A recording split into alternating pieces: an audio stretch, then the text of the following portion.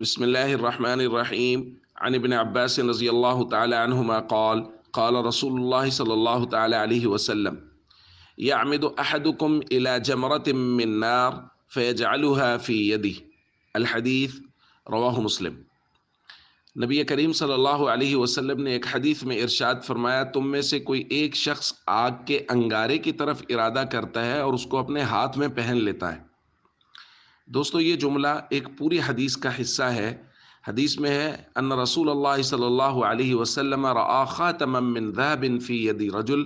ایک صحابی کے ہاتھ میں حضور نے سونے کی انگوٹھی دیکھی، فنزعہ فطرحہ، حضور نے اس انگوٹھی کو اتار کے پھینک دیا۔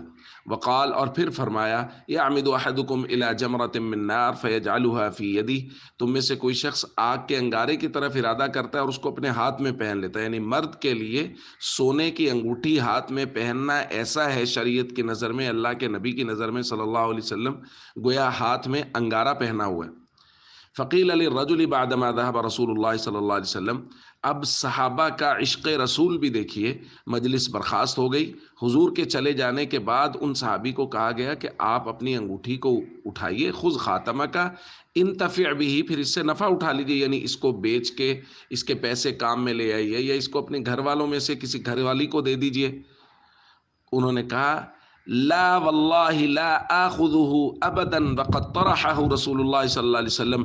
جس چیز کو اللہ کے نبی صلی اللہ علیہ وسلم نے اتار کے پھینک دیا ہے، میں کبھی بھی اس چیز کو نہیں اٹھاؤں، نہیں اٹھایا اس کو۔ تو جس چیز کے بارے میں اللہ کے نبی نے کہہ دیا یہ غلط ہے، جس چیز کو اللہ کے نبی نے پھینک دیا، بس صحابہ نے اس چیز کو چھوڑ دیا، وہ چیز ہو یا کوئی عمل ہو، جب اللہ کے نبی نے کہہ دیا یہ درست نہیں ہے تو بس پھر اس کے بعد کبھی بھی صحابہ کرام نے اس عمل کی طرف مڑ کے نہیں دیکھا۔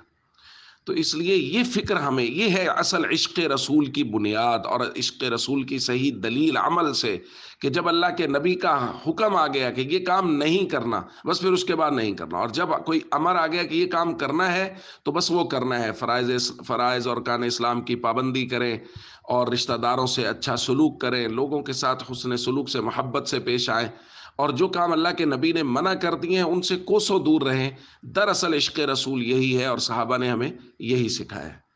السلام علیکم ورحمۃ اللہ وبرکاتہ۔